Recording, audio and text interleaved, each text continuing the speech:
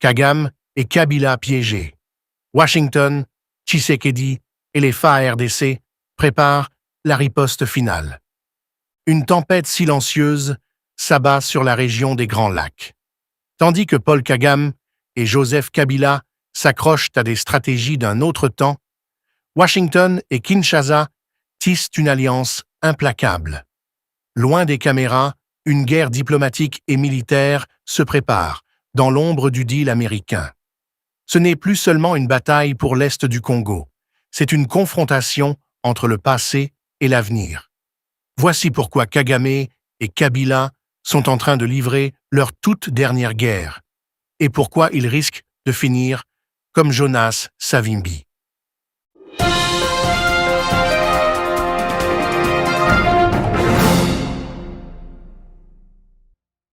Ce qui se joue aujourd'hui à l'est de la République démocratique du Congo n'est pas une simple extension d'un conflit armé entre un État et des groupes rebelles. C'est une bataille existentielle, une lutte qui oppose deux visions du monde, deux époques, deux formes de leadership. D'un côté, Félix Tshisekedi, soutenu par une opinion publique mobilisée, une armée en reconstruction, les FARDC, des combattants patriotes comme les Wazalendo et désormais l'appui stratégique des États-Unis. De l'autre, une alliance de l'ombre entre deux figures d'un passé sanglant. Paul Kagame et Joseph Kabila, englués dans leur logique néocoloniale, mafieuse et incapables de s'adapter à la nouvelle réalité géopolitique. En ramenant Joseph Kabila à Goma, Paul Kagame a cru pouvoir redonner de l'épaisseur à une carte usée. Mais dans les coulisses, l'administration Trump, qui a discrètement tissé une feuille de route avec Kinshasa, a changé la donne. Ce que ces deux hommes n'ont pas compris, c'est qu'ils livrent une guerre de trop, une guerre dépassée, vouée à l'échec, comme celle que Jonas Savimbi avait menée jusqu'à sa perte. L'ambassade américaine à Kinshasa ne laisse planer aucun doute. Par la voix d'un diplomate anonyme, elle met en garde « Le silence du président Tshisekedi et celui de Washington n'est pas de l'inaction. C'est le calme avant la tempête. Kagame et Kabila jouent avec le feu, et ce feu pourrait bien les consumer, tous les deux. » Depuis l'installation suspecte de Joseph Kabila à Goma, à quelques kilomètres de la frontière rwandaise, les signaux d'alerte se multiplient. Des troupes du RDF entrent chaque jour sur le territoire congolais.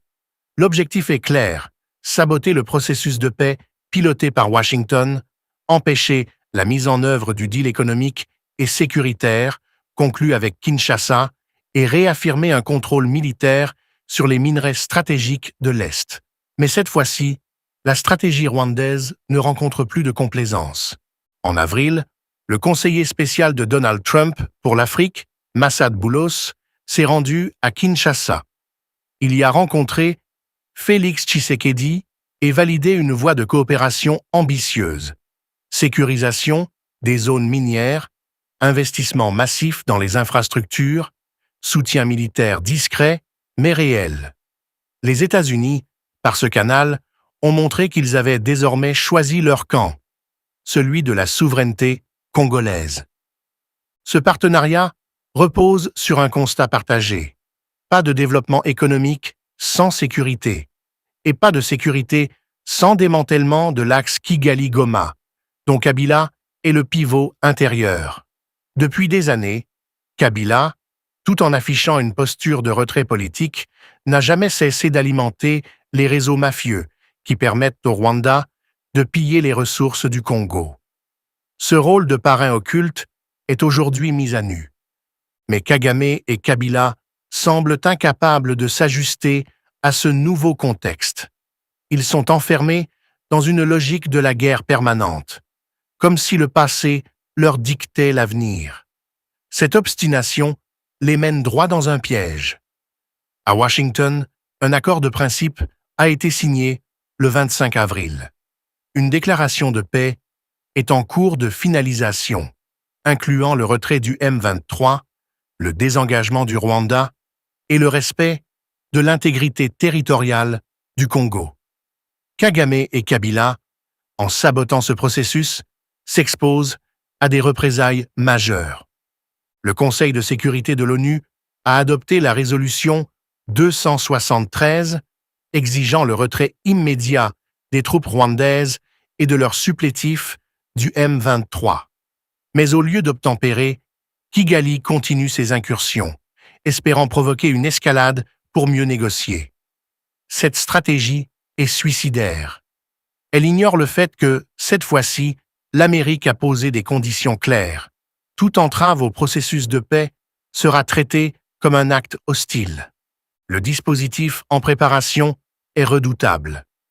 Des entreprises militaires privées comme Blackwater sont déjà en alerte. Des reconnaissances aériennes sont en cours. Du matériel militaire non identifié atterrit discrètement à Lubumbashi et dans certaines bases du Haut-Katanga. L'armée américaine n'interviendra peut-être pas frontalement, mais elle armera, formera et conseillera, en silence, mais avec efficacité. Et du côté congolais, les choses évoluent. Les FARDC, renforcés par les Wazalendo, ne sont plus les forces désorganisées d'hier. Tshisekedi a lancé une réforme structurelle de l'armée. Il a écarté certains généraux corrompus ou suspects de connivence avec le passé kabiliste. Le moral est plus haut, la logistique s'améliore, l'unité avec les combattants patriotes se renforce. Une nouvelle dynamique se met en place. Mais pour que cette dynamique aboutisse, la RDC doit rester sur une ligne de crête, poursuivre la voie diplomatique tout en se préparant à la guerre. La paix ne sera pas imposée par des discours. Elle se construira avec des rapports de force clairs. Et cela, Félix Tshisekedi semble l'avoir compris. Son silence n'est pas une faiblesse. C'est une stratégie. Kagame, lui, ne comprend pas ce changement d'air. Il continue de miser sur la terreur, les assassinats ciblés, la manipulation ethnique, la guerre par procuration. Son régime, étouffé par la répression interne et les sanctions extérieures, tente de faire diversion par la guerre. Mais ce régime est à bout de souffle. Il a échoué à faire du Rwanda une puissance régionale légitime. Et désormais, même ses anciens alliés commencent à douter. Quant à Kabila, il s'accroche à un réseau fantôme. Son influence diminue, son nom est associé à la trahison, et sa présence à Goma est un aveu de faiblesse. Il n'a plus de base populaire, plus de légitimité. Ce qu'il cherche aujourd'hui, c'est une immunité, une porte de sortie. Mais en s'alliant à Kagame, il a signé son arrêt de mort politique, et peut-être plus. L'Amérique ne fait pas de sentiments quand ses intérêts sont menacés. La CIA, les forces spéciales, les structures clandestines d'influence sont prêtes à intervenir si le deal est compromis. Ce n'est plus une hypothèse, c'est une certitude. Et Kagame, en multipliant les provocations à Goma, en déployant ses troupes vers Uvira, en terrorisant les populations civiles, commet l'erreur classique des dictateurs, croire qu'il est intouchable. Mais Kigali n'est ni une forteresse, ni un sanctuaire. Et les événements du passé, de la Libye à l'Irak, montrent que quand Washington décide de frapper, il le fait de manière décisive. Kagame et Kabila doivent de se rappeler du sort de Savimbi. Comme eux, il croyait pouvoir défier les grandes puissances. Comme eux, il a fini seul, abandonné, trahi, éliminé. Aujourd'hui, ce n'est pas seulement la souveraineté congolaise qui est en jeu. C'est aussi une occasion historique de réinitialiser les rapports de force en Afrique centrale. En mettant fin à l'impunité de Kagame et de ses alliés, la RDC envoie un message. Elle n'est plus un État faible, elle est debout. Elle parle d'égal à égal avec les puissances. Elle se fait respecter. Les prochains jours seront décisifs. Entre le 12 et le 15 juin, Washington finalisera les détails de l'accord de paix. Toute tentative de sabotage sera considéré comme une agression. Et à ce jeu, Kagame et Kabila ont déjà perdu. Leur guerre appartient au passé. Le Congo, lui, regarde vers l'avenir. C'est à nous, Congolais, de rester vigilants, de soutenir nos forces armées, d'exiger des institutions solides et de ne pas retomber dans les pièges de la division. Tshisekedi mène une bataille difficile, mais juste. Les FARDC et les Wazalendo sont notre espoir. Et le monde commence enfin à écouter. Kagame et Kabila sont en train de livrer leur dernière guerre, et ils ne sortiront pas vainqueurs. Mais au-delà du front militaire, c'est aussi sur le plan diplomatique que les lignes bougent rapidement. L'entrée en scène déterminée des États-Unis à travers l'administration Trump n'est pas une simple manœuvre économique. Il s'agit d'un changement stratégique dans la manière dont Washington perçoit l'Afrique centrale, et plus particulièrement la République démocratique du Congo. La visite de Massad Boulos, les discussions sur les investissements massifs dans les minerais critiques et les garanties sécuritaires qui les accompagnent montrent que la RDC n'est plus perçue comme une zone tampon ou un champ de bataille lointain, mais comme un partenaire stratégique de premier plan. Ce tournant diplomatique est une victoire pour le président Tshisekedi. Depuis son arrivée au pouvoir, il a dû composer avec un héritage empoisonné laissé par Joseph Kabila, avec un appareil d'État infiltré par des agents d'influence, des généraux corrompus et une armée sabotée de l'intérieur.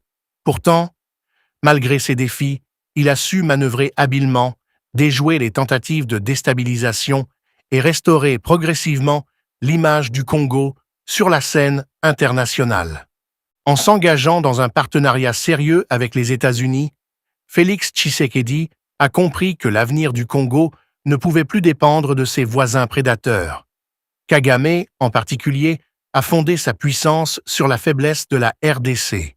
Il a prospéré en pillant les ressources, en divisant les communautés, en instrumentalisant des groupes comme le M23. Ce modèle ne peut survivre que si le Congo reste instable. Dès lors qu'un leadership solide émerge à Kinshasa, dès que l'armée se renforce, dès que la diplomatie congolaise se réveille, ce système s'effondre comme un château de cartes. C'est précisément cette peur qui pousse Kagame à intensifier ses provocations. Il sent que le temps lui est compté. Son image internationale se détériore. Des ONG de défense des droits humains dénoncent ces crimes. Les médias occidentaux, autrefois complaisants, commencent à s'interroger. Et même ses alliés les plus fidèles prennent leur distance. Dans ce contexte, sa décision d'embrigader Kabila à nouveau est révélatrice de sa panique. Mais ce calcul est une erreur stratégique, car Joseph Kabila n'a plus le poids politique qu'il avait en 2006.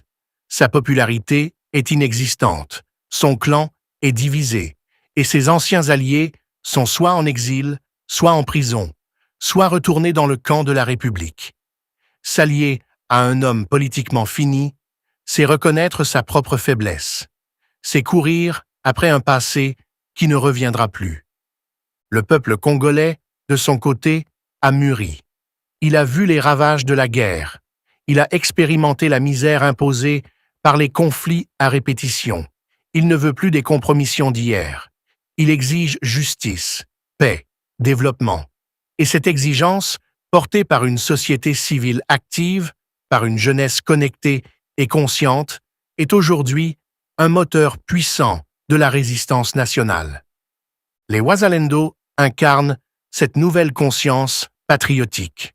Ce ne sont pas des aventuriers ou des fauteurs de troubles, comme le prétendent les propagandistes pro-Kigali. Ce sont des citoyens debout, décidés à défendre leur territoire, leur dignité, leur avenir. Leur alliance tactique avec les FARDC a permis de tenir bon là où certaines unités affaiblies auraient pu céder. Ensemble, ils forment le noyau d'une force populaire déterminée, prête à résister à toute tentative de recolonisation, quelle qu'en soit la forme. Mais pour triompher, cette résistance doit aussi s'organiser sur le terrain judiciaire. Les crimes de guerre perpétrés par le M23, l'implication directe du RDF dans les massacres, les pillages, les violences sexuelles ne doivent pas rester impunis. Les criminels comme James Kabarebe, Bertrand Bisimwa, Willy Ngoma ou encore Laurent Kanouka doivent être traduits en justice. Il ne peut y avoir de paix durable sans justice. Le précédent rwandais de l'impunité post-génocide ne peut pas devenir une norme régionale. Il faut également que la communauté internationale, et notamment les Nations unies, cessent leur double langage. Le Conseil de sécurité a voté une résolution claire. Mais dans les faits, certaines agences onusiennes continuent de traiter Kagame comme un interlocuteur respectable. Cela doit cesser. Le Rwanda, tant qu'il se comporte comme un État voyou, doit être traité comme tel, isolé diplomatiquement, sanctionné économiquement, dénoncé juridiquement. À cette fin, la diplomatie congolaise doit passer à l'offensive. L'élection de la RDC au Conseil de sécurité pour la période 2026 à 2027 est une opportunité historique. Il ne s'agit pas seulement d'un siège, c'est une tribune mondiale. Kinshasa doit l'utiliser pour exposer les crimes de Kagame, pour défendre les droits des déplacés, pour plaider la cause de la paix en Afrique centrale. Tshisekedi, avec le soutien de partenaires stratégiques comme le Burundi ou l'Afrique du Sud, peut construire une coalition régionale contre l'agression rwandaise. Mais cette diplomatie ne portera ses fruits que si elle s'appuie sur une force militaire crédible. C'est pourquoi la réforme des FARDC est une priorité nationale. Il faut purger l'armée des taupes kabylistes, former les jeunes officiers selon les standards internationaux, investir dans les équipements modernes, développer une capacité de renseignement autonome. La guerre hybride menée par le Rwanda impose une réponse asymétrique, intelligente, proactive. Et c'est ici que l'analogie avec Jonas Savimbi devient pertinente. Comme Kagame et Kabila aujourd'hui, Savimbi croyait que sa maîtrise du terrain, ses alliances douteuses et sa brutalité lui permettraient de rester au pouvoir éternellement. Mais l'histoire l'a rattrapé.